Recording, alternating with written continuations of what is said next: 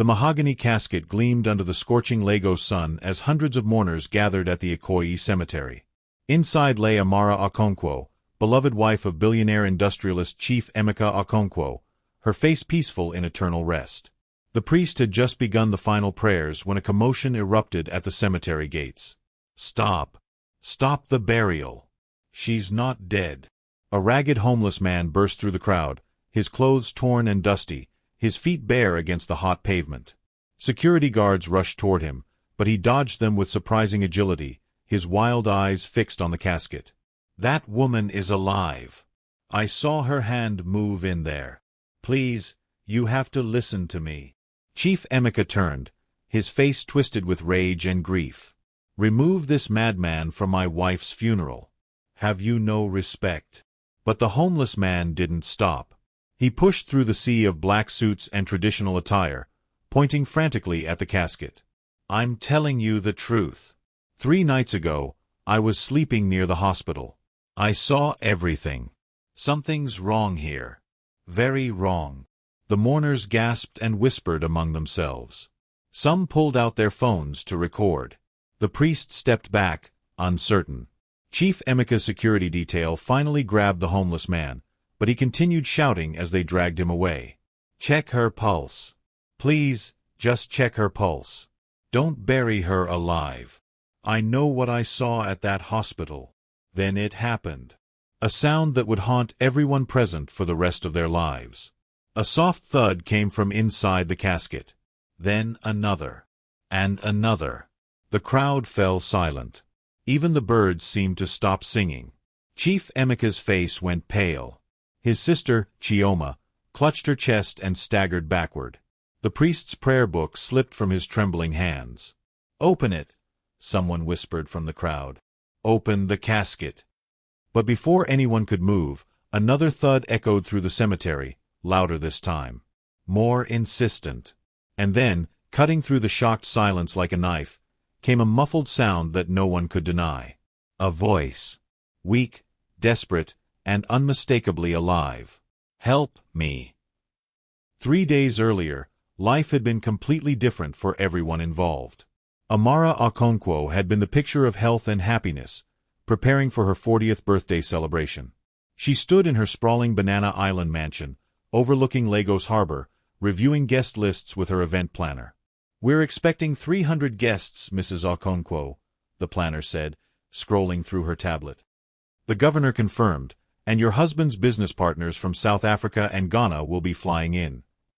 Amara smiled, tucking a strand of her natural hair behind her ear. She wore a simple blue dress that contrasted beautifully with her dark skin. "Make sure we have enough vegetarian options. And Segan, I want local musicians, not just the international acts Emeka keeps suggesting. This is a celebration of life, of our roots." "Yes, ma'am. And the charity component." "Triple what we planned," Amara said firmly. "Half the proceeds go to the homeless shelter downtown. Those people need help, not another champagne fountain." Segan nodded, making notes. Amara's charitable work was well known in Lagos. While her husband built his empire in manufacturing and real estate, she had built schools, funded medical clinics, and personally visited the poorest neighborhoods in the city. That evening, Amara drove herself to the hospital for a routine checkup. She had been experiencing mild headaches lately, nothing serious, but she believed in preventive care. She had an appointment with Dr. Adeyemi, her physician of 15 years. The hospital, Meridian Healthcare Center, was one of the finest private facilities in Lagos. Amara walked through the gleaming lobby, greeting nurses by name. She had donated an entire pediatric wing 2 years ago. "Mrs. Okonkwo, wonderful to see you," Dr. Adeyemi said, welcoming her into his office. He was a kind man in his 50s with graying hair and gentle eyes behind wire-rimmed glasses. "Just Amara, please, doctor." "You've known me long enough," she said with a warm smile. The examination seemed routine. Blood pressure, heart rate, basic neurological tests. But when Dr. Adeyemi looked at her eye response with his light, his expression changed slightly. "The headaches, Amara. How frequent are they?" "Maybe 3 times a week. They come and go quickly." Any dizziness? Blurred vision. Sometimes, when I stand up too fast. Dr. Adeyemi sat back in his chair. I'd like to run some additional tests. Just to be safe. Can you come back tomorrow morning? Amara hesitated. I have the final dress fitting for my party. This is important. Please. Something in his tone made her agree. That night, she mentioned the appointment to Emeka over dinner in their dining room that could seat 20 people. Her husband barely looked up from his phone. Probably nothing, dear. You work too hard with all those charity projects. You should rest more. Emeka, are you even listening? He glanced up, his handsome face distracted. At 52, Chief Emeka Okonkwo was a powerful man, his success evident in every expensive watch and tailored suit he owned. Of course. Doctor wants more tests. Go tomorrow. Take the driver. Amara studied her husband across the table. They had been married for 18 years, but lately, he felt like a stranger. He was always on his phone, always traveling for business, always tired when he came home. Will you come with me? She asked softly. I have meetings all day. Important ones. But call me after, okay? She nodded, pushing food around her plate. The massive dining room suddenly felt very empty. The next morning, Amara returned to Meridian Healthcare Center alone. Dr. Adeyemi ran a series of tests including an MRI. The procedure took hours. Afterward, as she waited in his office, Amara felt an unfamiliar flutter of anxiety. When Dr. Adeyemi entered, he wasn't alone. Another doctor accompanied him, a woman Amara didn't recognize. Amara, this is Dr. Oladil, our neurologist. The two doctors exchanged a glance that made Amara's heart race. What is it? What's wrong? Dr. Adeyemi pulled up images on his computer screen showing scans of a brain, her brain. He pointed to a dark mass. We found something. A growth. We need to operate immediately.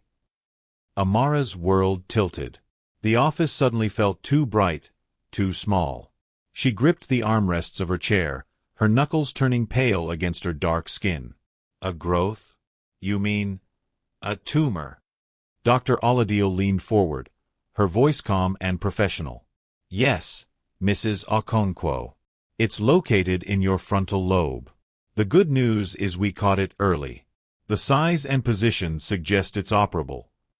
Suggest. Amara's voice cracked. What does that mean?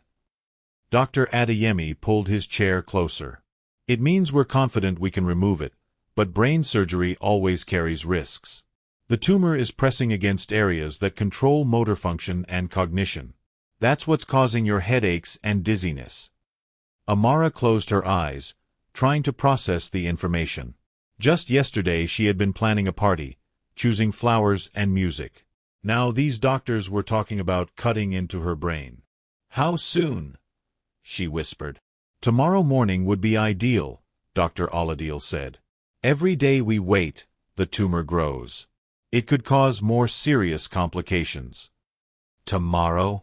That's impossible. I need time to think, to tell my family, to. Amara. Dr. Adeyemi's voice was gentle but firm. I've known you for 15 years. You're a fighter. You've helped countless people through your charity work. Now you need to help yourself. Let us do this. She pulled out her phone with shaking hands. I need to call Emeka. The phone rang 4 times before going to voicemail. She tried again. Same result. Amara felt a surge of frustration mixed with fear. Where was he when she needed him most? Call him later, Dr. Adeyemi said. Right now, we need your consent to proceed. We'll schedule the surgery for 6 a.m. tomorrow. Our team is the best in West Africa.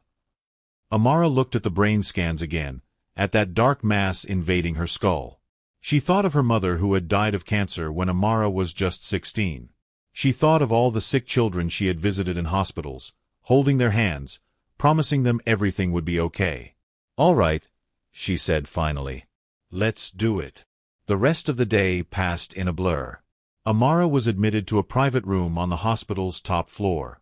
Nurses came and went, drawing blood, asking questions, preparing her for surgery. She tried calling Emeka 7 more times. No answer. Finally, at 8 p.m., he called back. Amara, sorry, I was in meetings all day. Phone was on silent. What did the doctor say?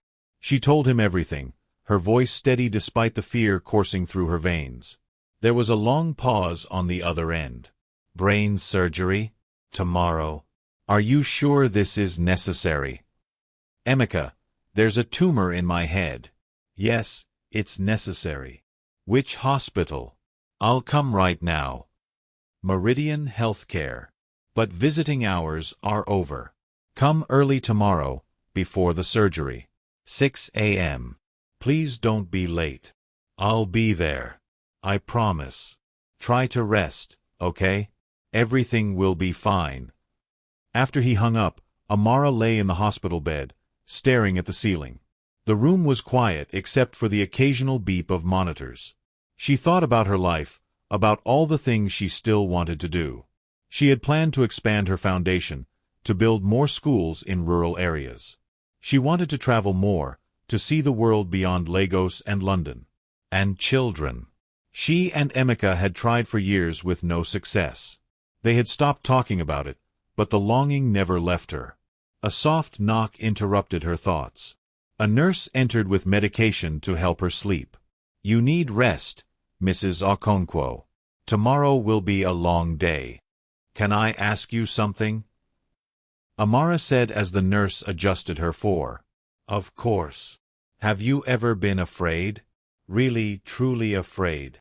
The nurse, a middle-aged woman with kind eyes, sat on the edge of the bed. Every single day. I'm a single mother of 3. Every day I'm afraid I won't be enough for them, that something will happen to me and they'll be alone. But fear doesn't stop life. We keep going anyway. How do you do it? Faith. And stubbornness. The nurse smiled. You're going to be fine, Mrs. Okonkwo. Dr. Oladil has done hundreds of these surgeries. You're in good hands. After the nurse left, Amara felt the medication pulling her toward sleep. Her last conscious thought was a prayer, wordless and desperate, sent up to whatever forces might be listening. She woke to darkness and the sound of wheels squeaking against linoleum. Someone was moving her bed. Groggy from the medication, she tried to open her eyes fully but couldn't. It's time, Mrs. Okonkwo, a voice said. We're taking you to the operating theater. Emeka, she mumbled. Is my husband here? Sure, just rest. Everything's ready. The ceiling lights passed overhead in a blur.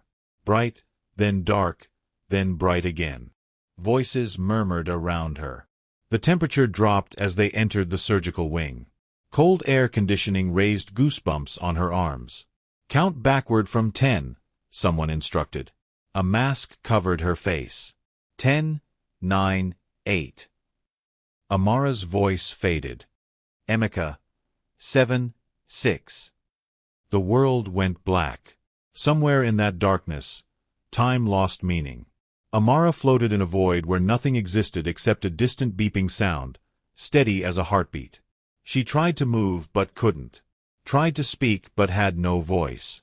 Was she dead? Was this death? Then came the pain. Not physical pain, but something worse. A sense of wrongness, of terrible danger. She was trapped, suffocating, desperate to wake up but unable to break through the darkness. Wake up. Please wake up. Something's wrong. Wake up.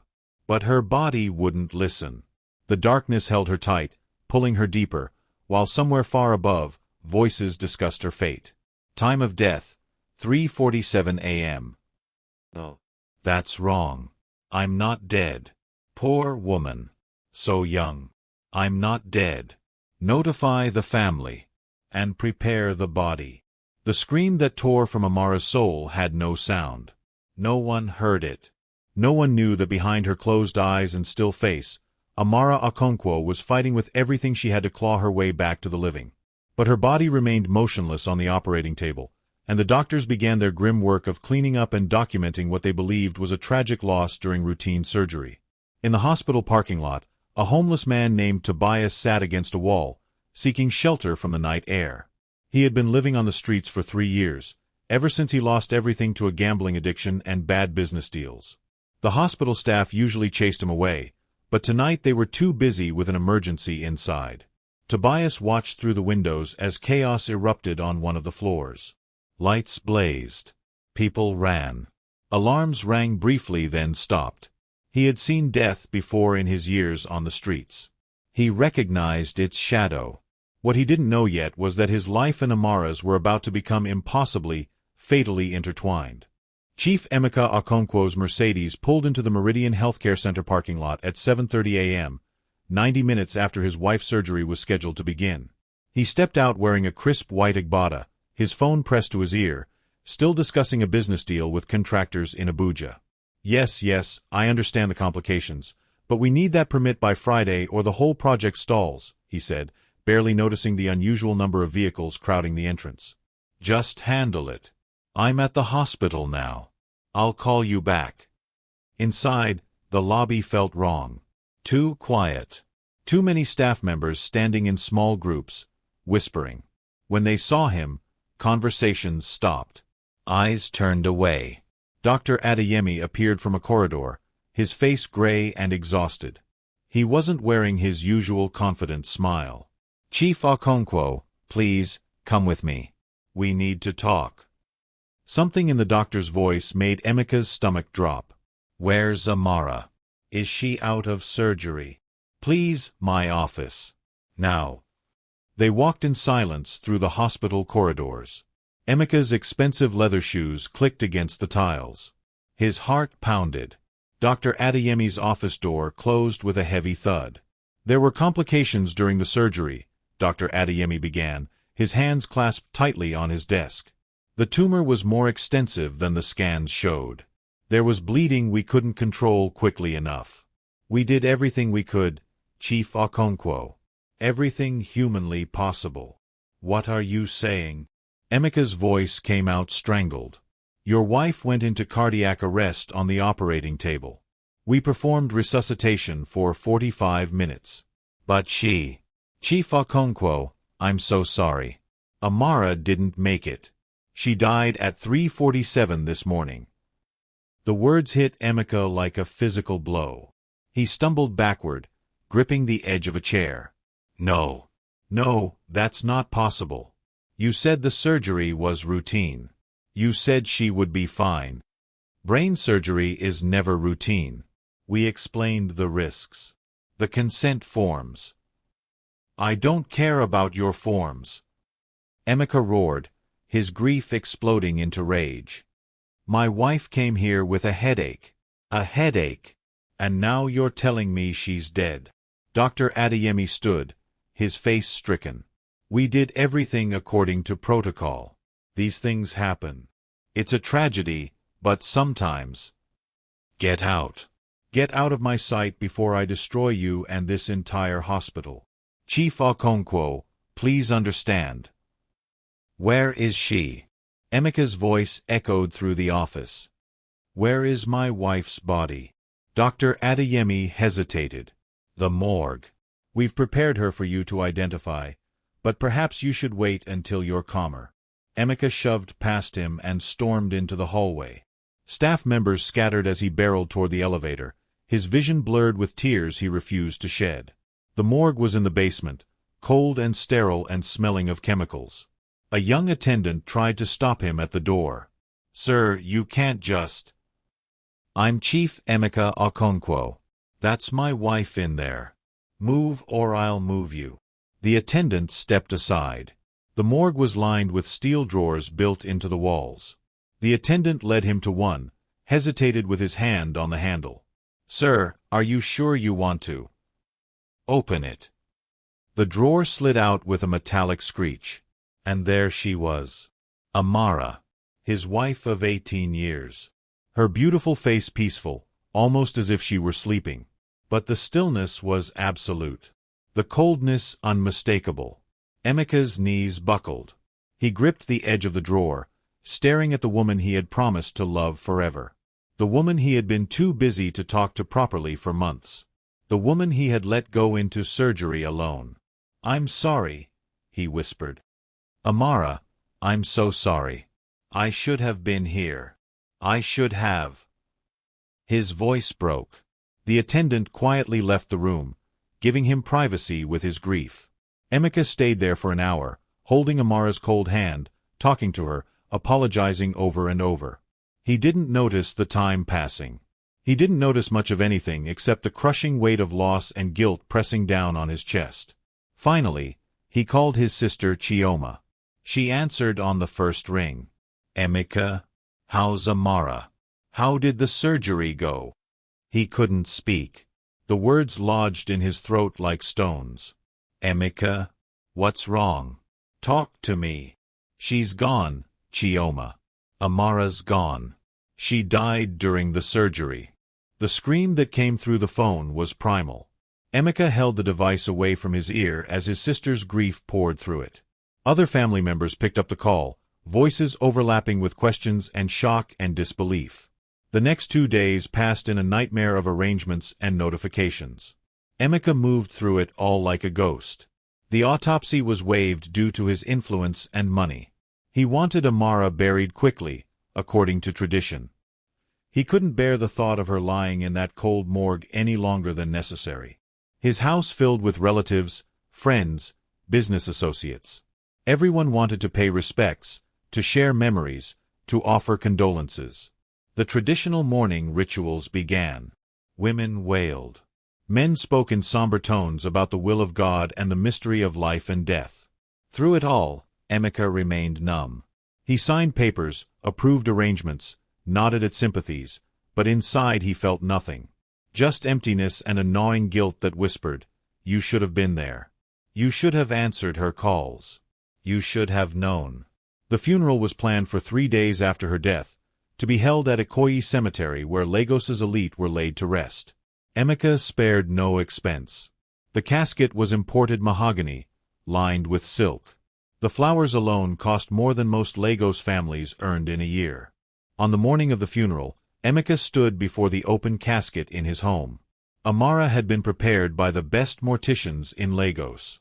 She wore her favorite yellow dress, the one she had worn to their 10th anniversary celebration. Her natural hair was styled beautifully. Someone had done her makeup to perfection. She looked alive. That was the worst part. She looked like she might open her eyes at any moment and smile at him, laugh at this elaborate joke. "I would give everything," Emeka whispered to her still form. "Everything I've built, every naira I've made, just to hear your voice one more time. To tell you I'm sorry. To be a better husband." The casket was closed at 9 a.m. The funeral procession began at 10. Hundreds of cars stretched through Lagos streets, winding toward Ikoyi Cemetery. News helicopters filmed from above. Amara Okonkwo's death had made national headlines. The beloved philanthropist, the generous woman who had touched so many lives, gone too soon. At the cemetery, the crowd swelled to hundreds. Politicians, celebrities, business leaders, and representatives from every charity Amara had supported. The poor communities she had helped sent delegations, women in traditional dress weeping openly for the woman who had built their schools and clinics. The priest began his sermon under the scorching sun. The casket sat on supports over the open grave. Emeka stood at the front, flanked by his sister and his mother, who had flown in from their village. His face was a mask of controlled grief. Meanwhile, a few hundred meters away, Tobias the homeless man stirred from his sleeping spot behind a maintenance shed. He had followed the funeral procession out of curiosity and a vague sense that something about this burial was important, though he couldn't explain why. He had been having strange dreams since that night at the hospital. Dreams of a woman's voice calling for help. Dreams of darkness and suffocation. He kept seeing her face, the woman they were about to bury, and something about it didn't sit right in his gut. Tobias had learned to trust his instincts during his years on the streets. Those instincts had kept him alive when others had died from bad food, dangerous situations, or just giving up hope. And right now, every instinct he possessed was screaming that something was terribly, horribly wrong with this funeral. He stood up, brushed dirt from his torn clothes, and started walking toward the crowd of mourners. He didn't have a plan. He didn't know what he was going to do or say. He just knew he had to stop them from putting that woman in the ground. As he got closer, he could hear the priest's voice carrying across the cemetery, "Ashes to ashes, dust to dust." No, Tobias thought. Not yet. Something's not right. He began to run. Tobias pushed through the outer ring of mourners, his bare feet slapping against the cemetery path. Security guards spotted him immediately, their hands reaching for their radios, but he was faster than they expected.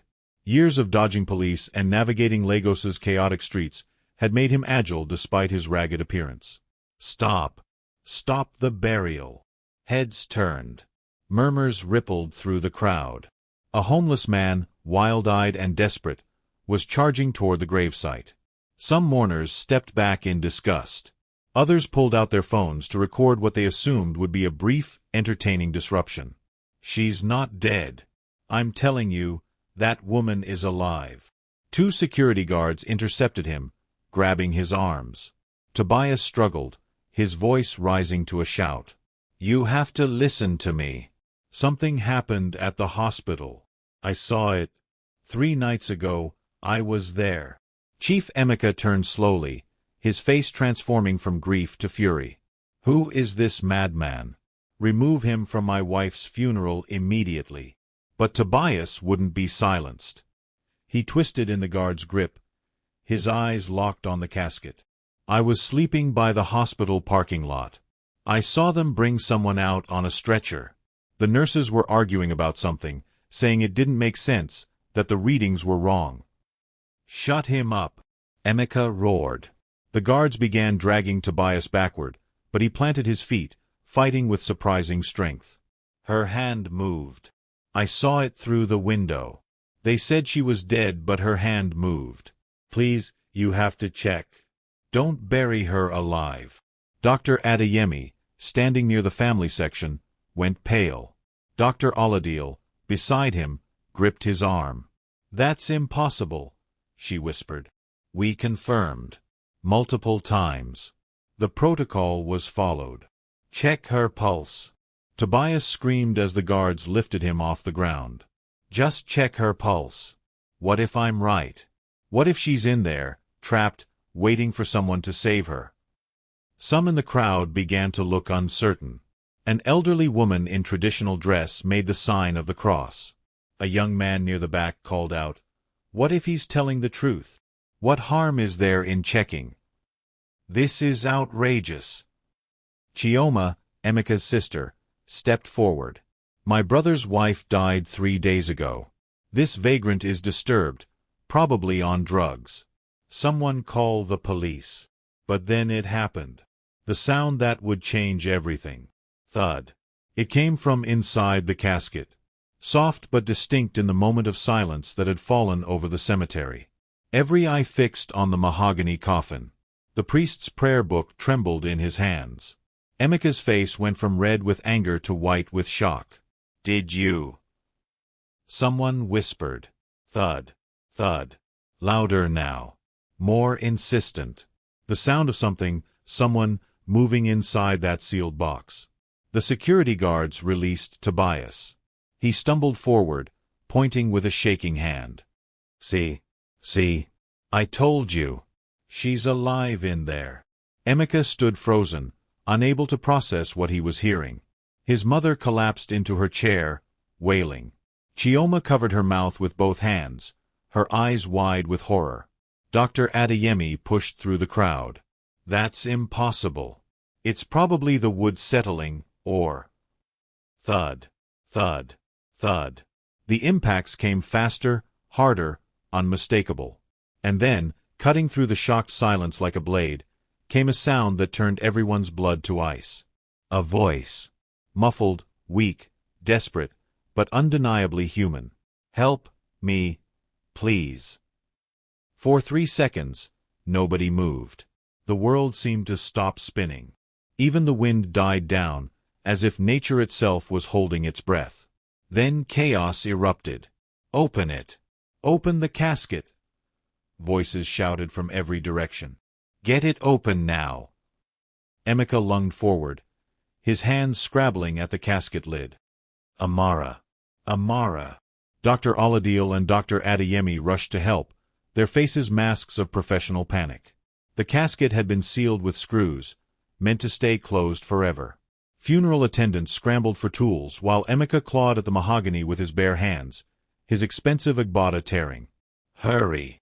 Please hurry. Chioma sobbed. Inside the casket, Amara Okonkwo had been conscious for 3 days in absolute darkness. The paralytic drug they had given her during surgery, combined with a rare reaction to the anesthesia, had locked her inside her own body.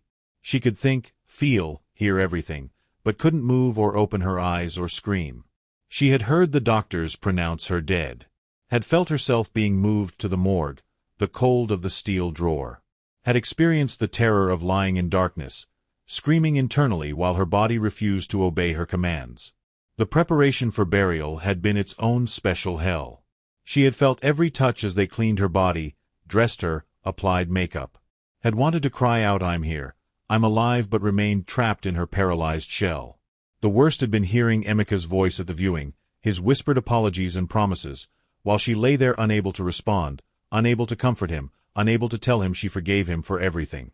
And then the casket had been closed, sealing her in darkness so complete it felt like being buried alive even before the actual burial began. The sounds of the funeral had filtered through the wood. Voices, prayers, crying. She had tried to move, tried with every fiber of her being to make some signal that she was conscious. Finally, after what felt like hours, something had broken through. Feeling had returned to her fingers first, just a tingle. Then her hand. She had spent precious minutes learning to move again, fighting against the residual effects of the drugs still in her system. When she heard that homeless man shouting, calling them to stop, something in his desperate voice had given her strength. She had managed to lift her hand enough to knock against the casket lid. Once. Twice. Again and again, each impact draining her limited energy. And when she had finally forced her vocal cords to work, producing that weak cry for help, it had taken everything she had left. Now she could hear tools scraping against the casket screws. Emeka's voice, closer than before, chanting her name like a prayer. She wanted to respond, to tell him she was here, but the effort of speaking had exhausted her again. Her hand fell still. "Please be alive, please be alive, please be alive," Emeka repeated like a mantra. The last screw came free. Hands gripped the casket lid. The world held its breath. The mahogany lid lifted, flooding the darkness with blinding sunlight. Hundreds of people crowded around, craning to see. Phones recorded from every angle. The moment froze in time as everyone stared into the casket. Amara's eyes fluttered open, squinting against the sudden brightness. Her lips moved, forming words that came out as barely a whisper. "I couldn't move." The crowd erupted. Some people screamed. Others fainted. Many dropped to their knees in prayer or shock. Emeka let out a sound that was half laugh, half sob as he reached into the casket to touch his wife's face, confirming she was real, was warm, was alive. "Get an ambulance. Now." Dr. Oladiel shouted, her medical training overriding her shock. "She needs immediate care." Dr. Adeyemi stood frozen, his face a mask of disbelief and horror at what had almost happened. What would have happened if not for a homeless man's desperate intervention? Tobias stood at the edge of the crowd, tears streaming down his dirty face. He had been right. His instincts had been right. He had saved a life today, maybe for the first time in years of feeling worthless and forgotten. As paramedics rushed forward with a stretcher and equipment, as the crowd pressed closer, as news of the miracle spread like wildfire through Lagos and beyond, one question burned in everyone's mind. How had this happened? How had doctors, with all their training and technology, declared a living woman dead? And more terrifying still, what if Tobias hadn't been there? What if no one had listened? What if that casket had been lowered into the ground? Now, if you've been captivated by this incredible story so far, do me a favor, hit that subscribe button and turn on notifications so you never miss stories like this. And smash that like button because this story is about to get even more intense. Trust me, you won't want to miss what happens next. Share this with someone who loves incredible real-life mysteries. They'll thank you for it. The ambulance screamed through Lagos traffic, its siren wailing as it carried Amara back to Meridian Healthcare Center. Inside, paramedics worked frantically, checking her vital signs, administering oxygen, starting 4 lines. Emeka sat beside the stretcher, gripping his wife's hand like a lifeline, refusing to let go even when the medical team needed space to work. "Sir, please, we need room to treat her," a young paramedic said gently. "I'm not leaving her. Not again." Emeka's voice was steel. His expensive clothes were rumpled and stained, his carefully maintained appearance destroyed by tears and dirt from clawing at the casket. Amara's eyes drifted in and out of focus. She could see Emeka's face above her, could feel his hand trembling around hers, but her body still felt disconnected, like she was operating machinery she had forgotten how to control. Her mouth was dry as desert sand. When she tried to speak, only a raspy whisper emerged. "Water." "Soon, Mrs. Okonkwo," the paramedic said. "We need to assess you first. Can you tell me your full name?" "Amara Okonkwo." Each word was a struggle. "Good. Do you know what year it is?" 2025. "Excellent. You're doing great. Can you squeeze my hand?" Amara tried. Her fingers moved sluggishly but responded. The paramedic nodded with relief and made notes on her tablet. At the hospital, chaos had already begun. News of Amara's resurrection had spread through social media like wildfire. Dozens of reporters crowded the emergency entrance, cameras ready, shouting questions at anyone who emerged. Hospital security struggled to maintain order. Inside, Dr. Adeyemi paced the emergency department, his career flashing before his eyes. Dr. Oladil sat in a corner, her head in her hands, replaying every moment of the surgery and the death pronouncement. How had they missed this? How was it possible? The hospital administrator, Mr. Babatunde, a thin man with nervous energy, burst into the room. "The board wants answers. We have reporters calling, government officials, everyone. How did we almost bury a living patient?" "I don't know," Dr. Adeyemi said, his voice hollow. "We followed protocol. We checked for pulse, for breathing, for brain activity. Everything indicated she had passed. I've been a doctor for 30 years. I've never seen anything like this." "Well, you better figure it out before this hospital is sued into oblivion and you both lose your licenses." The ambulance arrived. Amara was rushed into a private examination room, far from the prying eyes of the media and curious onlookers. A full medical team descended on her, running every test imaginable. Blood work, brain scans, cardiac monitoring, neurological assessments. Emeka refused to leave her side. When nurses tried to escort him out, he planted himself in a chair and wouldn't budge. Finally, Dr. Oladil approached him directly. "Chief Okonkwo, I need to examine your wife thoroughly. I promise you, I will find out what happened. But I need you to trust me and wait outside." "Trust you?" Emeka's laugh was bitter. "You almost buried my wife alive. Why should I trust any of you?" "Because right now, I'm the best chance she has of full recovery.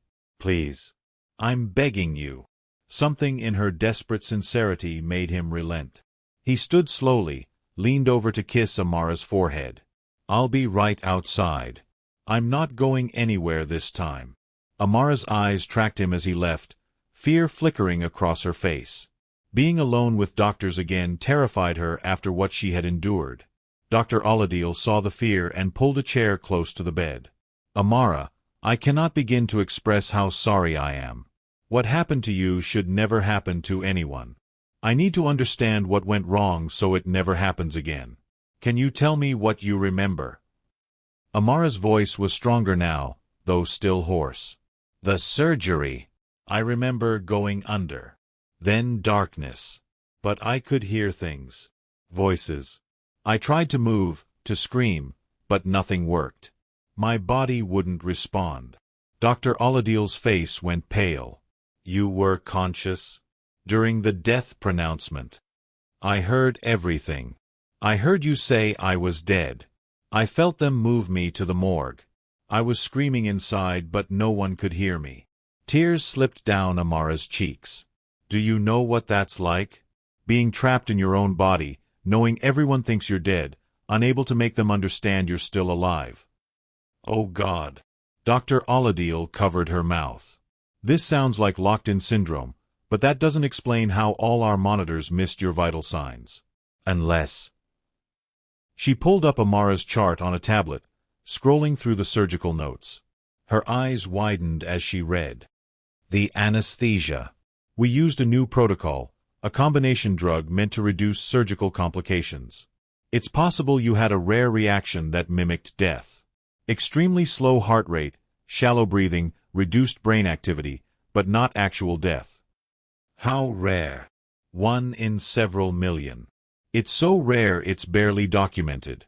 The drug essentially put you in a state of suspended animation. Your body system slowed to nearly undetectable levels. So I wasn't dead. I was never dead. No. But we had no way to know that. Every test we ran indicated death. This is going to change medical protocols worldwide once it's documented. Amara closed her eyes. I was in that casket for hours. If that man hadn't stopped the funeral. Don't think about that now. You're safe. You're alive. But Amara couldn't stop thinking about it. The darkness, the helplessness, the terror of knowing she was about to be buried alive with no way to save herself. The psychological trauma of the experience would take far longer to heal than any physical effects. Outside the examination room, Emeka stood in the hallway, surrounded by family members who had rushed from the cemetery. His sister Chioma hugged him tightly, both of them shaking with the aftermath of shock and relief. It's a miracle, Emeka. A true miracle. God heard our prayers. It wasn't God, Emeka said quietly. It was that homeless man. What was his name? We need to find him. He saved Amara's life. In the chaos of getting Amara to the hospital, Tobias had been forgotten. No one had thought to bring him along, to thank him, to acknowledge what he had done. He had simply melted back into the crowd and disappeared. I'll have my people search for him, Emeka said. Every street, every shelter, every corner of Lagos if necessary. That man is a hero. Meanwhile, Tobias walked through the streets of Victoria Island, still processing what had happened. He had saved someone's life. After years of feeling worthless, of being invisible to the wealthy people who passed him on the streets, he had done something that mattered. But he also felt afraid. Rich people were powerful. Doctors were powerful. He had embarrassed them, had shown their mistake in front of hundreds of witnesses and countless cameras. What if they came after him? What if they tried to silence him? He found his usual sleeping spot behind a closed restaurant, curled up against the wall, and tried to make himself as small and invisible as possible. The adrenaline was wearing off now, leaving him exhausted and confused and wondering if what happened had been real or some kind of fever dream. Back at the hospital, test results began coming in. Amara's brain showed no damage from the tumor or the surgery. In fact, the tumor had been successfully removed before the drug reaction occurred. Her heart was strong. Her vital signs were stabilizing quickly. It's remarkable, Dr. Aladil told Emeka when he was finally allowed back into the room. Physically, she's going to be fine. The drug is leaving her system. Full mobility should return within 24 hours. And mentally? Emeka asked, looking at his wife who lay quietly, staring at the ceiling with haunted eyes. That will take longer. What she experienced was profoundly traumatic. She'll need counseling, support, time to process. Emeka nodded. He pulled his chair close to Amara's bed and took her hand again. I'm so sorry. For everything. For not being there when you needed me. For not answering your calls. For letting you go through this alone. Amara turned her head to look at him. You couldn't have known. But I should have been there anyway. You're my wife. My partner. And I've been treating you like an obligation instead of the most important person in my life. Emeka. No, let me say this. I almost lost you. I thought I had lost you. And all I could think about in those moments was everything I should have said, should have done. I'm going to be better. I promise you. Starting right now. Amara squeezed his hand weakly. Right now, I just want to sleep. Real sleep, not that nightmare I was trapped in. Then sleep. I'll be here when you wake up. I'll always be here.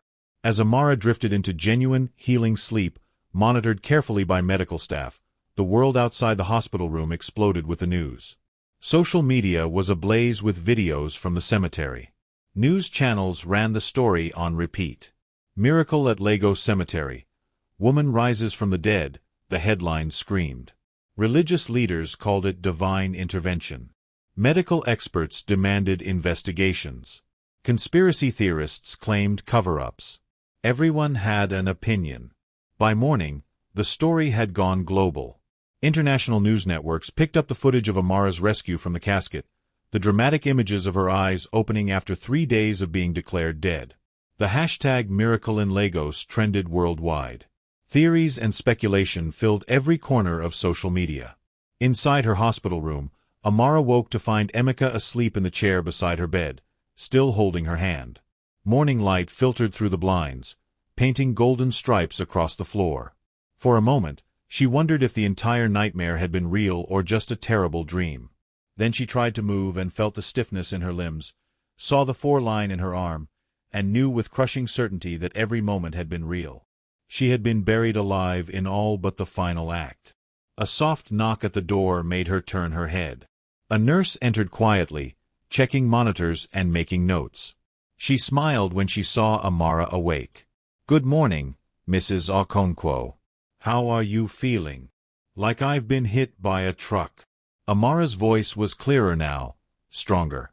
"Is that normal for coming back from the dead?" The nurse's smile faltered. "I'm so sorry for what happened to you. Everyone here is. We're all just grateful you're alive." "Is that homeless man here?" "The one who saved me. I want to thank him." "I don't think so, ma'am. But Chief Okonkwo has people searching for him." After the nurse left, Emeka stirred and woke. His eyes were bloodshot from lack of sleep, his usually immaculate appearance disheveled. But when he saw Amara awake and alert, his face transformed with relief. "You're really here. You're really alive." "I'm really exhausted," Amara said. "And starving. When can I eat real food?" Emeka laughed, a sound of pure joy. "That's my Amara. Surviving death and thinking about food." He pressed the call button for the nurse. "We'll get you whatever you want. Jollof rice, pounded yam, suya, anything. I'll settle for toast and tea right now." While they waited for breakfast, Emeka's phone buzzed incessantly with calls and messages. Government officials wanting statements, journalists requesting interviews, well-wishers sending prayers. He ignored them all, his attention focused entirely on his wife. "The world wants to talk to you," he said. "But they can wait. You don't owe anyone anything." "What about the hospital? The doctors? Are they in trouble?" Emeka's face hardened. "They should be. They almost killed you through negligence." "It wasn't negligence, Emeka. It was a rare drug reaction. Dr. Oladil explained it to me. No one could have predicted it. They declared you dead without being certain. They were going to bury you. But they didn't. Someone stopped them." Amara shifted in the bed, wincing at the stiffness. "That homeless man, Tobias, he saved my life. While everyone else was ready to put me in the ground, he listened to his instincts and fought to be heard. We need to find him. I have 20 people searching the city. We'll find him." But finding Tobias proved more difficult than expected.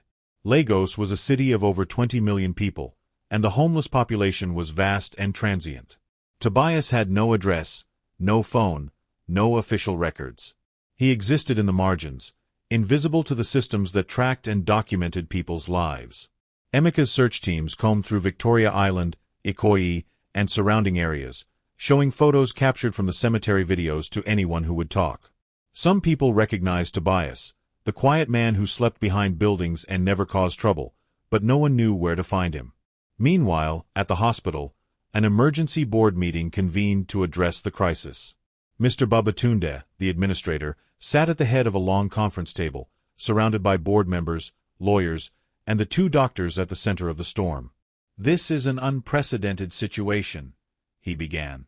"We need to determine exactly what happened and how we prevent it from ever happening again." Dr. Aladil presented her findings. "The drug combination we used is approved and generally safe." Mrs. Okonkwo had a reaction that occurs in approximately 1 in 5 million patients. It mimics death so perfectly that even advanced monitoring equipment cannot detect the difference. Her heart rate dropped to 1 beat per minute, her breathing to 1 breath every 3 minutes, her brain activity to nearly flat. By every standard measurement we have, she appeared deceased. "So you're saying this wasn't medical error?" a board member asked. "I'm saying it was an unforeseeable complication. However, we should implement new protocols. Longer observation periods before death pronouncement, multiple verification methods, perhaps even keeping bodies in monitored morgue facilities for 24 to 48 hours before release for burial." A lawyer leaned forward. "That's all well and good for the future, but what about liability? The family could sue for millions. The negative publicity alone could destroy this hospital." "Chief Okonkwo hasn't threatened legal action," Mr. Babatunde said. "Yet. But we need to address this before he does." Dr. Adeyemi, who had been silent until now, spoke up. "We should focus less on covering ourselves legally and more on the patient we almost killed. Amara Okonkwo deserves our complete support in her recovery, financial, medical, and psychological. That should be our priority." "Easy to say when it's not your money," the lawyer muttered. "It should be our money," Dr. Adeyemi insisted. "We failed her. The least we can do is help her heal from what we put her through." The debate continued for hours, but ultimately they agreed on a comprehensive support package for Amara, changes to hospital protocols, and a full investigation into the incident that would be made public. 3 floors above the boardroom, Amara underwent a series of neurological tests. Dr. Aladil wanted to ensure there was no hidden damage from the ordeal. Amara cooperated fully, but her mind kept drifting to the darkness of the casket, the suffocating helplessness, the terror of knowing what was about to happen and being unable to stop it. "Mrs. Okonkwo, can you focus on my finger, please?" Dr. Aladil's voice brought her back. "Sorry. I keep remembering." "That's normal. Traumatic memories can be intrusive, especially so soon after the event. I want to recommend a therapist who specializes in trauma recovery. Will you consider it?" Amara nodded. "I don't think I have a choice. Every time I close my eyes, I'm back in that darkness." While Amara dealt with her psychological wounds, across the city, Tobias faced his own crisis. He had returned to his usual haunts, trying to blend back into the invisible existence he had maintained for 3 years. But something had changed. People recognized him. The viral videos from the cemetery had spread his face across the internet. Some people approached him with gratitude and respect, pressing money into his hands, offering food, thanking him for his courage. Others looked at him with suspicion, wondering what angle he was working, what he wanted from the rich family he had helped. Tobias wanted nothing except to be left alone. But peace was no longer an option. His moment of heroism had made him visible, and visibility was dangerous for someone living on the streets. On his 3rd night back at his sleeping spot, 3 men approached him. They wore expensive clothes and moved with the confidence of people who were used to getting what they wanted. "You're Tobias, right? The guy from the funeral." Tobias tensed, ready to run. "Who's asking?" "We work for Chief Okonkwo. He wants to meet you. To thank you properly." "I don't need thanks. I just did what was right." "He's offering a reward. A substantial one. And he wants to hear your story about what you saw at the hospital that night." Tobias hesitated. Part of him wanted to refuse, to stay in his comfortable invisibility. But another part, the part that remembered being someone important once, someone who mattered, felt a pull toward recognition. "When?" he asked finally. "Now. We have a car waiting."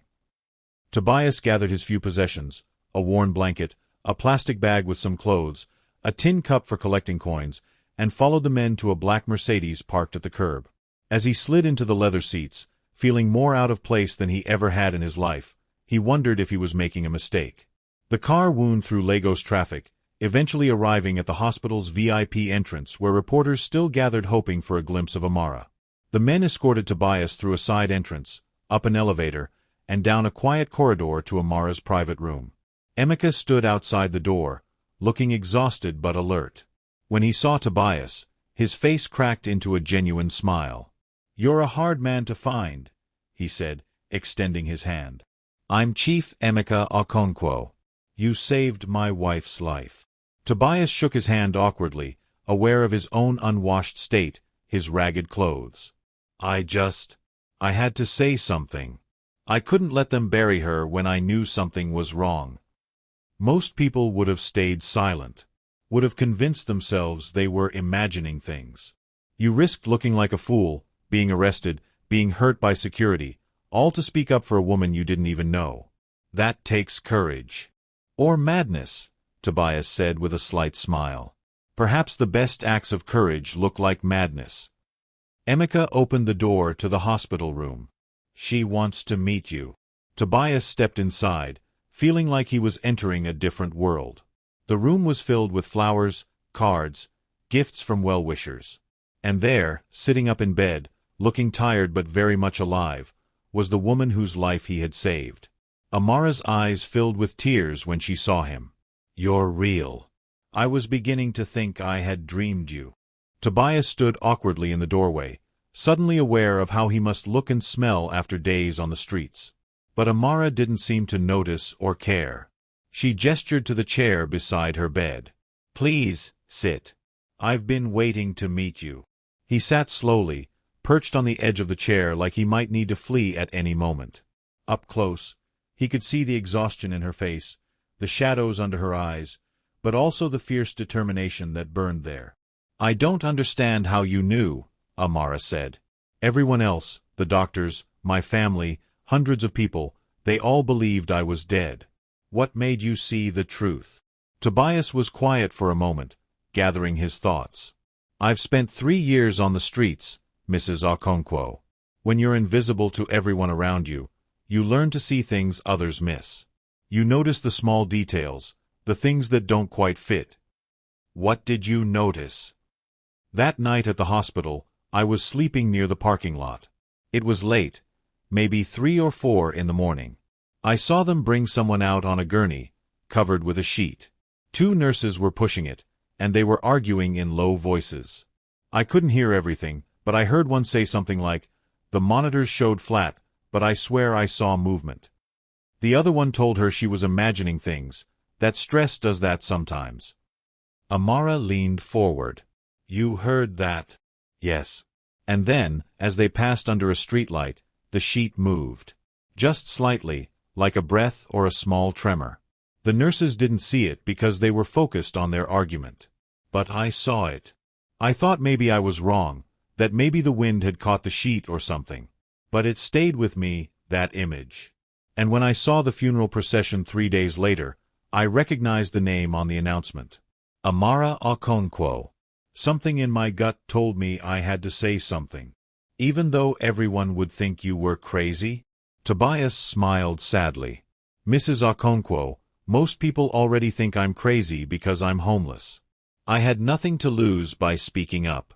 But you had everything to lose if I stayed silent." Emeka, who had been standing quietly by the window, spoke up. "You're a remarkable man, Tobias. Most people in your position would be bitter, angry at the world. Yet you risked yourself to save someone who had never done anything for you." "Actually," Tobias said, "she had done something for me, though she didn't know it. 2 years ago, I was sleeping outside a building in Victoria Island during a bad rainstorm. Security was chasing homeless people away from all the shops and hotels. But there was this one building, a medical clinic, where the guard let me stay in the doorway. He said the owner had given strict instructions that no one should be turned away who needed shelter. That clinic was part of your foundation, Mrs. Okonkwo. I saw your name on the sign." Amara's hand went to her mouth. The Okonkwo Foundation Clinic on Adeola Odiku Street? Yes. That guard's kindness saved me that night. The storm was terrible, and I was already sick with fever. If I'd spent the night in the rain, I might not have survived. So when I had the chance to return that kindness, even indirectly, I took it. The room fell silent. Emeka cleared his throat, clearly moved. Amara wiped tears from her eyes. "What you did was more than returning a kindness," she said. "You gave me my life back. How can we ever repay that?" "You don't owe me anything." "I disagree," Emeka said firmly. "Tobias, I want to offer you a job. Whatever you want to do, whatever skills you have, we'll find a place for you in my companies. And a place to live, clothes, food, everything you need to get back on your feet." Tobias looked uncomfortable. "That's very generous, but I don't want charity." "It's not charity," Amara interjected. "You earned this through your courage and integrity. Please, let us help you the way you helped me." Tobias was quiet for a long moment, decades of pride and shame warring inside him. Finally, he spoke in a soft voice. "I used to be someone, you know. Before the streets. I owned a small electronics repair business. Had a wife, a daughter. But I made bad choices, got involved in gambling, owed money to dangerous people. I lost everything. My business, my home, my family. They left Lagos to get away from my debts and the shame I brought them. I chose the streets because I thought I deserved nothing better." "Where are they now? Your wife and daughter?" Amara asked gently. "I don't know. My wife's family was from Ibadan. Maybe they went back there. My daughter would be 16 now." His voice cracked. "I don't even know if they're alive or if they think about me anymore." "We can help you find them," Emeka offered. "If you want that. I don't know if I deserve that chance." Amara reached out and took his hand, ignoring his discomfort. "Tobias, you just saved a life. You stood up against power and authority and social pressure because you knew something was wrong. That takes character. Real character. Whatever mistakes you made in the past, you're clearly not the same man who made them. Let yourself have a second chance." Tobias looked at their joined hands. This wealthy woman who had every reason to dismiss him touching him without hesitation or disgust. Something inside him that had been frozen for 3 years began to thaw. "Okay," he whispered. "Okay." Over the next few days, Emeka's team worked to transform Tobias's life. They took him to a proper doctor for a full health checkup, gave him new clothes and a room in a decent hotel while they arranged more permanent housing. Most importantly, they hired a private investigator to search for his wife and daughter. Meanwhile, Amara's story continued to dominate headlines. Medical journals requested detailed reports on her case. The hospital announced sweeping protocol changes. Religious leaders debated whether her survival was miraculous or medical. Everyone had an opinion. But Amara herself just wanted to go home. After 5 days of observation and testing, Dr. Oladiel finally cleared her for discharge. "You're physically healthy," the doctor said during the final examination. "The tumor is gone, there's no neurological damage, and the drug reaction has completely cleared your system. But please, see the therapist I recommended. What you went through was traumatic. Don't try to just push through it." "I won't," Amara promised. "Thank you, Dr. Oladiel, for everything, including your honesty about what happened." The doctor's eyes filled with tears. "I will never forget this. Never. You've changed how I practice medicine, how I verify death, how I trust my instruments over my instincts. I'm so sorry you had to go through this, but I'm grateful beyond words that you survived." When Amara finally left the hospital, she was met with a crowd of reporters and well-wishers. Camera flashes exploded like lightning. Questions were shouted from every direction. Emeka and security formed a protective barrier around her, guiding her to the waiting car. As they drove through Lagos streets toward home, Amara stared out the window at the city she had thought she'd never see again. Everything looked different now.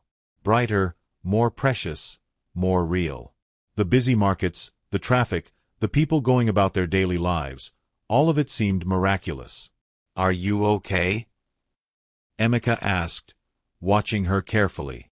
"I'm alive," Amara said simply. "That's more than okay."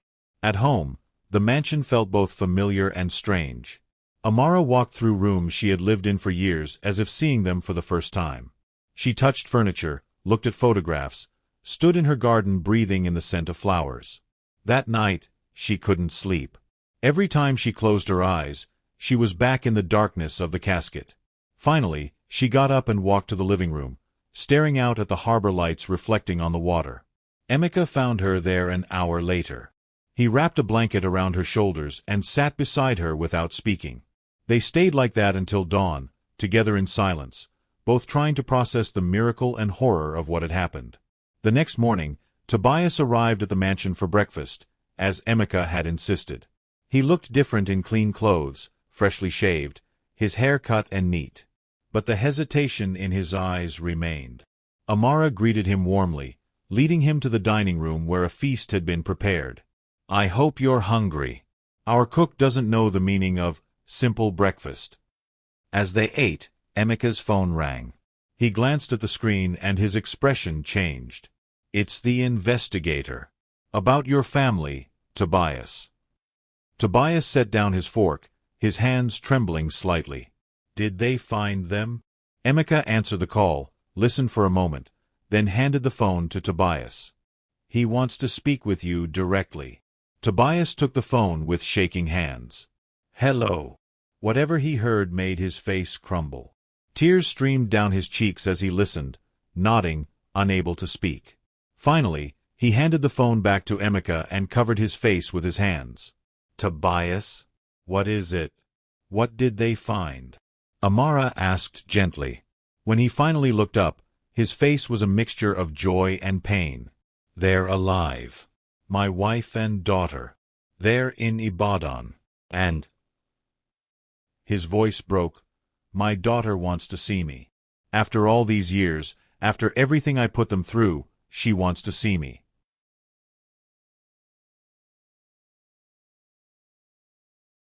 2 weeks later, Amara sat in her therapist's office, a comfortable space with soft lighting and plants in every corner. Dr. Folake Adewale, a woman in her 50s with kind eyes and a no-nonsense demeanor, sat across from her with a notebook. "Tell me about the nightmares," Dr. Folake said. "They're every night," Amara admitted. "I'm back in the casket, but this time no one stops the burial. I feel the dirt hitting the wood above me, hear the sound getting more and more muffled. I scream but no sound comes out. And then I wake up, and for a few seconds, I can't move. My body is paralyzed just like it was then, and I panic because I think I'm still trapped." That's a natural response to what you experienced. Your brain is processing trauma. Have you been able to talk about it with Emeka? "Some. But he carries so much guilt about not being there that I don't want to burden him more. He already blames himself for everything." "And do you blame him?" Amara was quiet for a moment. "I did at first. When I was in that darkness, unable to move or speak, and I could hear him at my viewing saying he was sorry, part of me was angry. Angry that he hadn't been there for the surgery, that he'd been too busy with work to answer my calls. But now—" She sighed. "Now I realize life is too short for that kind of anger. We both made mistakes in our marriage. We both let work and obligations come before us. The tumor, the drug reaction, almost being buried alive, it was a wake-up call for both of us. How are things between you now?" A small smile crossed Amara's face. "Better. He's home for dinner every night. We talk, really talk, about everything. He's even talking about scaling back his business commitments to spend more time together. It's like we're learning how to be married all over again." "That's good. But don't lose sight of your own healing in the process. You went through something that would break most people. You're allowed to not be okay, to need support, to struggle." "I know." And honestly, focusing on Tobias's situation has helped. Seeing him reconnect with his family, watching him transform from that desperate man at the cemetery into someone hopeful again, it reminds me that good things can come from terrible situations. Indeed, Tobias's transformation had been remarkable. After that phone call from the investigator, Emeka had arranged for Tobias to travel to Ibadan to meet with his family. The reunion had been difficult, emotional, and ultimately healing. His wife, Ngozi, had been cautious at first.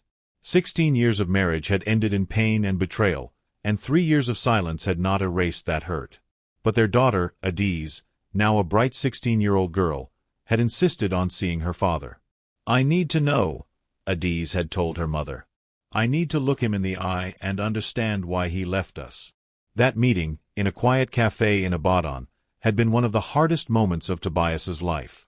His daughter had grown from a small child into a young woman, and he had missed it all. The years of school plays and birthdays and everyday moments that could never be recovered. "Why didn't you fight for us?" Adiz had asked, her young face fierce with emotion. "Why did you just give up and disappear?" Tobias had no good answer, only truth.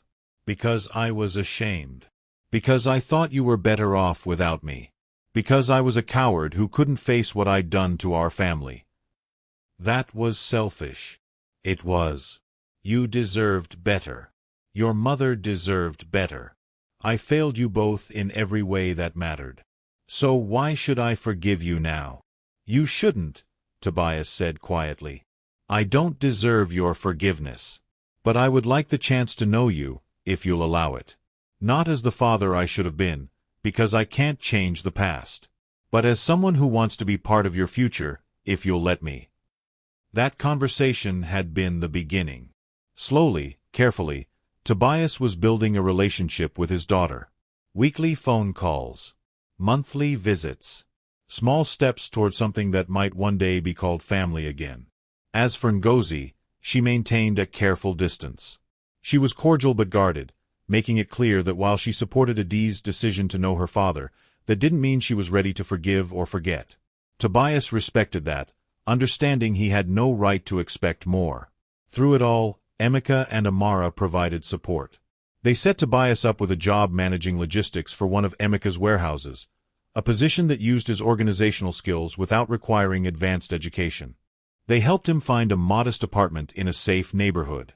They treated him not as a charity case but as a friend who had earned their respect. One evening, a month after the cemetery incident, Emeka invited Tobias to dinner at the mansion. Amara had insisted on cooking herself, something she rarely did anymore, wanting the evening to feel personal rather than formal. As they sat around the dining table, sharing jollof rice and grilled fish, the conversation flowed easily. They talked about Adiz's upcoming school play, about changes at the warehouse, about Amara's plans to expand her foundation's work. "I want to do something for people like you," Amara said to Tobias.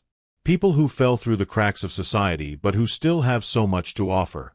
What if we created a program through the foundation? Job training, housing assistance, counseling, everything needed to help people transition off the streets." "That would help a lot of people," Tobias said. "But it's not easy. Most of us on the streets have issues beyond just needing a job. Addiction, mental health problems, burned bridges with family. It takes more than money to fix those things. That's why we'd need people with real experience to help design the program. People who understand what it's like and what actually works." Amara looked at him meaningfully. "Would you consider being part of that? Helping us build something real?" Tobias was taken aback. "Me? I'm not qualified to." "You're more qualified than anyone," Emeka interrupted. "You lived it. You survived it. And you had the character to do the right thing even when you had nothing. That's exactly the kind of perspective we need." "I don't know what to say." "Say yes," Amara urged. "Turn your experience into something that helps others. That's the best way to redeem the past, by making sure others don't have to walk the same path." Tobias looked at both of them, these wealthy, powerful people who had taken him in and treated him like he mattered. "Yes," he said finally. "I'd be honored." As the evening wound down and Tobias prepared to leave, Amara walked him to the door. "Thank you," she said, "for everything. For saving my life, yes, but also for reminding me what really matters. You could have stayed silent that day. You could have let fear or doubt stop you. But you spoke up. You fought for me when no one else would. That kind of courage is rare. You've thanked me enough, Tobias said, embarrassed. You and Chief Okonkwo have already given me more than I dreamed possible. We've given you opportunity. What you do with it is up to you. But I believe you're going to do something amazing.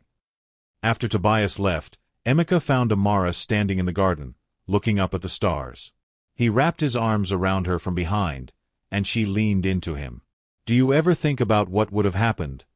She asked quietly. If he hadn't been there? If no one had stopped the funeral? Every day, Emeka admitted. Every single day I think about how close I came to losing you forever.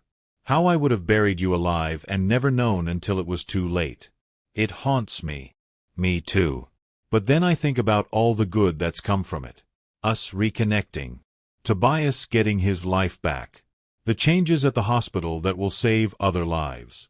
Maybe there was a purpose in all this suffering. Or maybe we're just trying to make sense of something senseless. Maybe. But I prefer to believe that even the worst things can lead to something better if we choose to let them. They stood together in the garden until late into the night, two people who had been given an unexpected second chance at life and love, determined not to waste it. Before we continue with what happens next, I want to ask you something. Where are you watching this from? Drop your country or city in the comments. I love seeing how far these stories reach and connecting with all of you amazing viewers from around the world.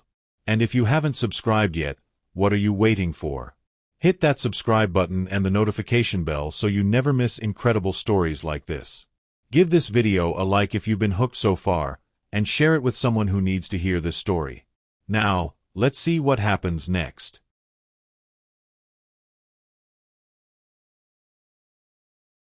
3 months after the cemetery incident, life had settled into a new rhythm for everyone involved. Amara continued her therapy sessions and had begun sleeping through the night more often, though the nightmares still came occasionally. She threw herself into developing the Foundation's new program for the homeless, working closely with Tobias to design something that would actually make a difference. The program, which they named Second Chances Initiative, launched with a small pilot group of 20 people. Tobias interviewed each candidate personally, sharing his own story and assessing who was truly ready to change their lives. The program offered not just housing and job training, but counseling, medical care, and ongoing support. The hardest part isn't getting off the streets, Tobias explained to the first group during orientation. It's staying off them. It's dealing with the shame, the damaged relationships, the addiction or mental health issues that put you there in the first place. This program will give you tools, but you have to be willing to use them. You have to want this badly enough to do the hard work.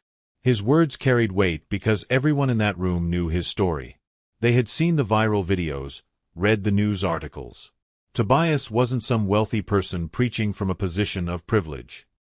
He was one of them who had made it to the other side. Meanwhile, the medical community continued to study Amara's case. Dr. Aladil had published a groundbreaking paper on the drug reaction, and hospitals around the world were implementing new death verification protocols. What had happened to Amara would be harder to happen to anyone else. But not everyone was happy about the changes or the attention. At Meridian Healthcare Center, tensions simmered. Some staff members resented the scrutiny and the implication that they had been negligent. Others worried about lawsuits and damaged reputations. One afternoon, as Amara visited the hospital for a follow-up appointment, she ran into a nurse she didn't recognize in the hallway. The woman's face was hostile. "You've cost good people their jobs, you know that?" the nurse said sharply. 2 nurses and an administrator were fired because of what happened to you. People with families to feed. Amara was taken aback. "I didn't ask for anyone to be fired. I just wanted to understand what happened." "Well, your understanding ruined lives. Maybe think about that before you accept your next media interview." The nurse walked away, leaving Amara shaken. She hadn't considered that there might be casualties beyond her own trauma. She mentioned the encounter to Emeka that evening over dinner. "Should I have handled things differently? Should I have asked them not to fire anyone?" "You almost died, Amara. You have nothing to feel guilty about." The people who were let go failed at their jobs. That's not your fault. But that nurse was right. They have families. What happens to them now? Emeka set down his fork and looked at his wife with a mixture of exasperation and affection. You have the biggest heart of anyone I know. Even after everything you went through, you're worried about the people who almost buried you alive. I'm worried about doing the right thing. There's a difference. What do you want to do? Amara thought for a moment. I want to meet with them. The people who were fired. I want to hear their side of the story and see if there's something we can do to help them move forward. Maybe offer job training through the foundation or help them find new positions. You're serious. Completely. Emeka shook his head in amazement. All right. I'll make the arrangements. The meeting was held at the foundation's offices a week later. 3 people came, 2 nurses and the administrator who had been present during the death pronouncement. They arrived nervous and defensive, clearly expecting confrontation. Amara greeted them warmly, offering refreshments and comfortable seating. Thank you for coming. I know this can't be easy. Why did you want to see us? Asked one of the nurses, a young woman named Blessing. To gloat? To see the people whose careers you destroyed? No. To apologize. The room went silent. The 3 fired employees stared at her in confusion. Apologize for what? The administrator, Mr. Akintola, asked carefully. For not speaking up sooner about how I wanted this situation handled. I never wanted anyone to lose their jobs. What happened to me was a medical anomaly, not negligence. You followed protocols. The protocols failed, not you. Blessing's eyes filled with tears. The hospital said we should have caught it somehow. That we should have done more tests, waited longer. But we did everything by the book. Everything. I know. And I'm sorry you've paid this price. I'd like to help if you'll let me. The foundation can provide job placement assistance, recommendations, whatever you need to move forward. It won't undo what happened, but it's something. The second nurse, an older man named Chitty, spoke up. Why would you help us? We almost let you be buried alive. Because you didn't mean to. Because mistakes happen, and people shouldn't have their entire lives destroyed because of one terrible incident. Because holding on to anger and blame doesn't help anyone heal. Over the next hour, they talked openly about that night, about the fear and confusion when the monitors showed death, about the protocol they had followed, about their own trauma from learning they had been wrong. By the end, there was understanding if not complete absolution. I'll never forget what happened, Blessing said as they prepared to leave. Every patient I see from now on, I'll be extra careful, extra thorough. In a way, what happened to you will save lives because medical staff like me will never trust the machines completely again. After they left, Emeka, who had been observing quietly from the corner, approached Amara. You continue to amaze me. Lesser people would want revenge. Revenge doesn't bring peace. I learned that lying in that darkness. When you think you're about to die, you realize how much energy we waste on anger and blame. I don't want to waste any more time on those things. That evening, Tobias came by with news. His relationship with Adiz had progressed to the point where she wanted him to come to her school play. It was a small role, just a few lines, but she wanted him there. That's wonderful! Amara exclaimed. Of course you'll go. I'm terrified, Tobias admitted. What if I mess it up? What if I say the wrong thing or embarrass her in front of her friends? Then you'll apologize and do better next time. That's what parenting is, Tobias. It's showing up, making mistakes, and showing up again anyway. She's giving you a chance. Don't waste it overthinking. The play was the following weekend. Tobias went, sitting in the back row of the school auditorium, watching his daughter perform. She was good, confident and natural on stage. When she took her bow, she scanned the audience until she found him, and smiled. That smile, Tobias would later tell Amara, was worth more than every material thing the Okonkwo's had given him. It was the smile of a daughter who was beginning to forgive, who was willing to let him back into her life, who saw possibility where there had only been pain. After the play, Adiz introduced him to her friends. "This is my dad," she said simply, without explanation or apology. The weight those 3 words carried, the acceptance they represented, made Tobias's eyes sting with tears he refused to shed in front of teenagers. Later, over ice cream, Adiz asked him the question he had been dreading. "Are you going to disappear again? When things get hard or you get scared, are you going to run?" "I can't promise I'll be perfect," Tobias said carefully. "I can't promise I won't make mistakes or let you down sometimes. But I can promise I'll never disappear again. I'll always show up, even when it's hard, even when I'm scared. You deserve at least that much." Adiz studied him for a long moment, then nodded. "Okay. That's enough for now." Back in Lagos, the Second Chances initiative was showing remarkable results. Of the initial 20 participants, 17 were still in the program after 3 months, a retention rate far higher than most similar programs. 3 had already found permanent employment. 2 had reconnected with estranged family members.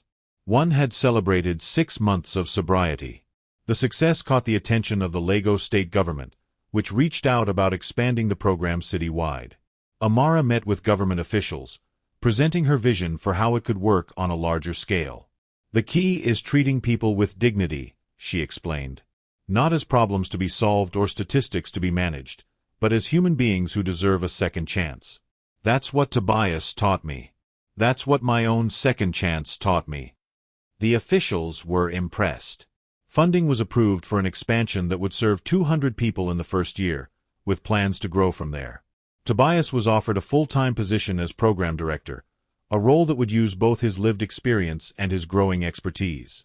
"I don't know if I can do this," he told Amara when she offered him the position.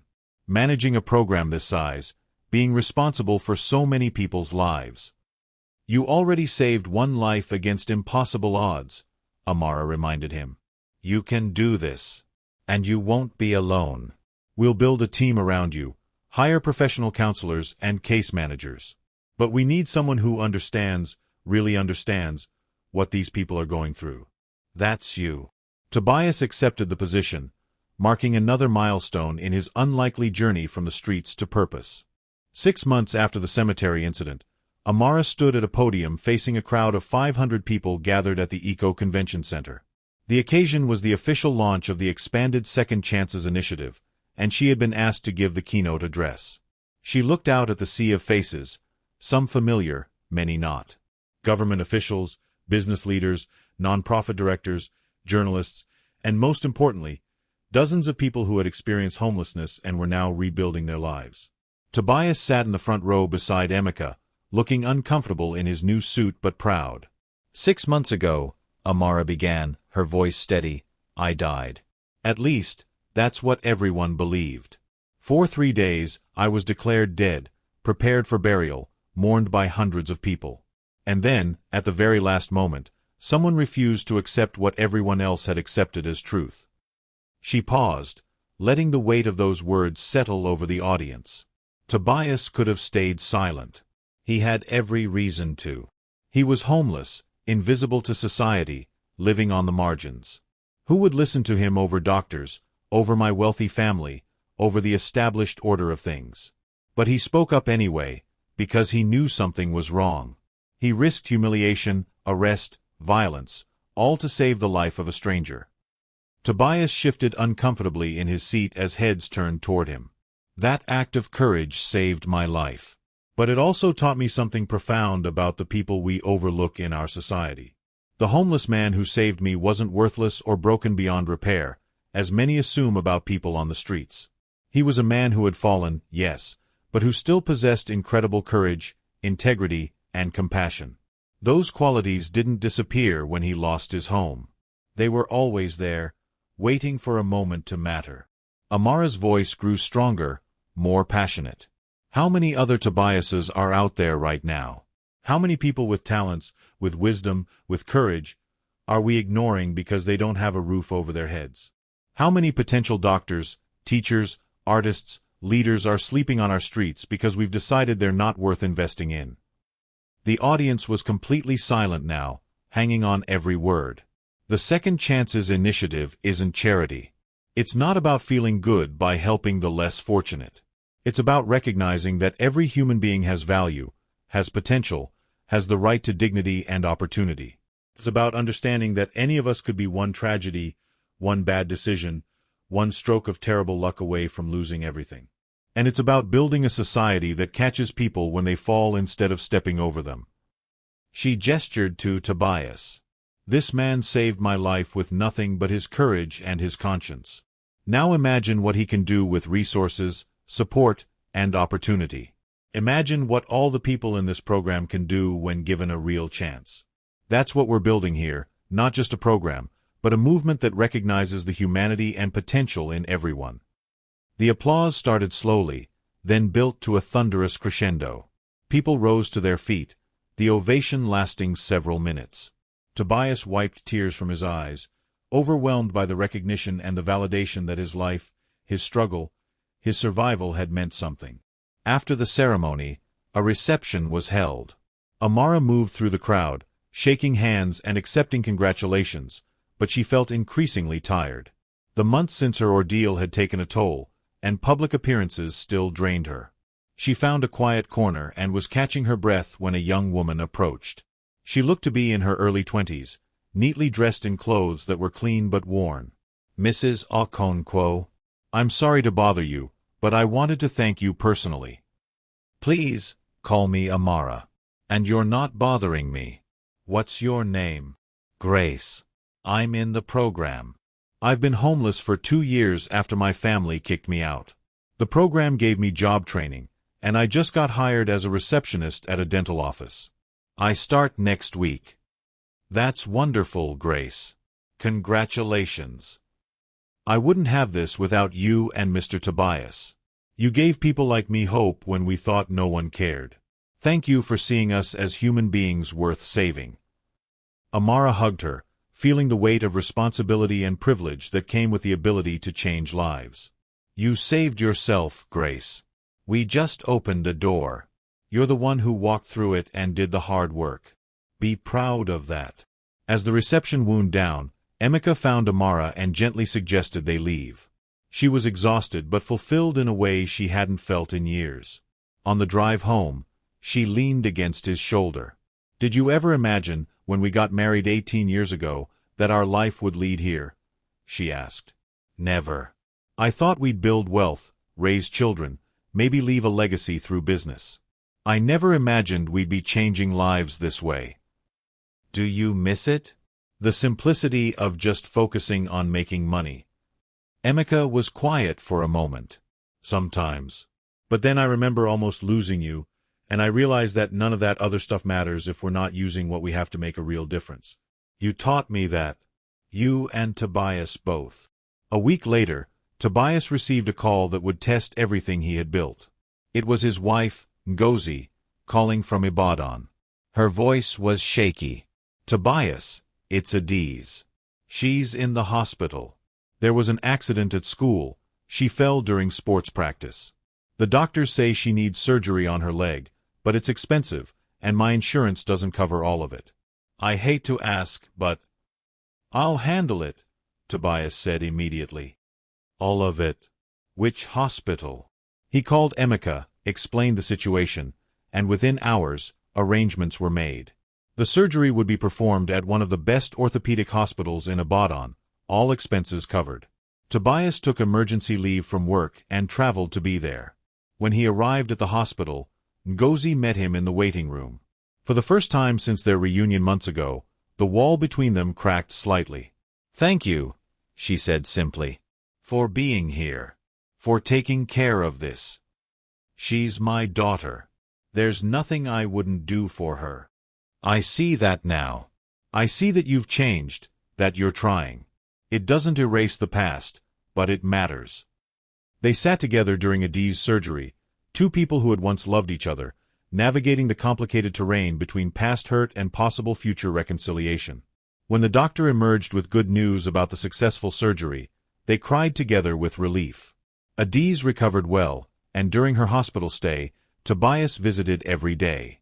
He read to her, brought her favorite snacks, made her laugh with terrible jokes. He was present in a way he hadn't been for most of her childhood, and she noticed. "You're different now," she told him one afternoon. "Not just the job and the nice clothes. You're solid. Like you're not going to disappear." "I won't," Tobias promised. "Never again." Mom's starting to believe that too, I think. She doesn't say it, but I can tell. The possibility of true family reconciliation hung in the air between them, fragile but real.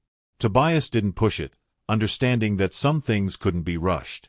Trust, once broken, had to be rebuilt slowly, one choice at a time. Back in Lagos, Amara's nightmares had finally stopped. She could close her eyes without seeing the inside of that casket, could lie still without panic flooding her system. Dr. Folklore, her therapist, called it a breakthrough. "You've processed the trauma," the therapist explained. "You've found meaning in what happened to you and used it to help others. That's incredibly powerful healing." Amara did still think about those 3 days often, but now the memories came with gratitude rather than terror. Gratitude for Tobias's courage. Gratitude for the second chance at life and love. Gratitude for the opportunity to use her experience to create something meaningful. One evening, she and Emeka hosted a small dinner party at their home. Tobias was there, along with Ngozi and Adiz, who had traveled from Ibadan.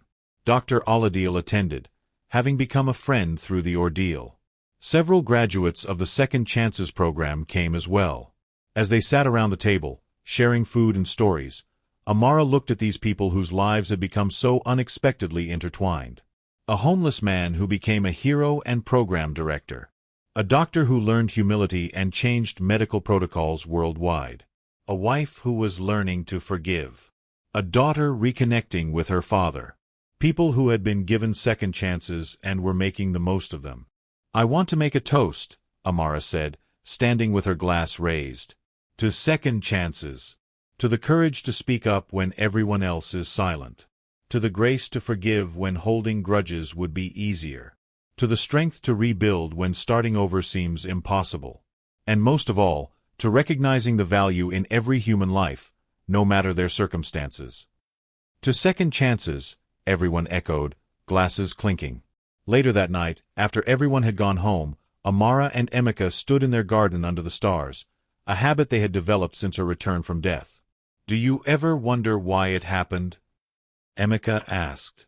"Why you had that rare reaction, why Tobias was there that night, why everything aligned the way it did?" "All the time. Maybe it was random chance. Maybe it was divine intervention. Maybe it was the universe's way of teaching us all something we needed to learn. I don't know if we'll ever have a real answer." "And you're okay with that?" "I have to be. Some questions don't have answers, and that's all right.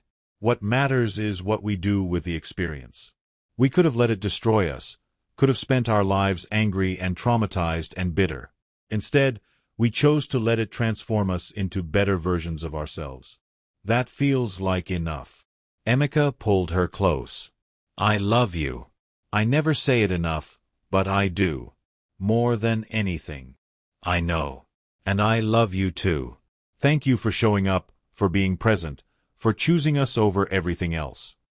They stood together in comfortable silence, two people who had been given an unexpected gift, the chance to start over, to do better, to live with intention and purpose.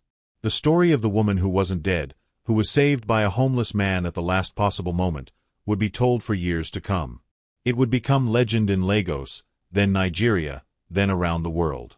But for Amara and Tobias and everyone whose lives were touched by that impossible day, it was more than a story. It was a reminder that courage can come from unexpected places. That every life has value. That it's never too late for redemption. That second chances, when given and received with grace, can change everything. And most importantly, that sometimes the people society overlooks are the very ones who end up saving us all. Please remember to subscribe to this channel to support us.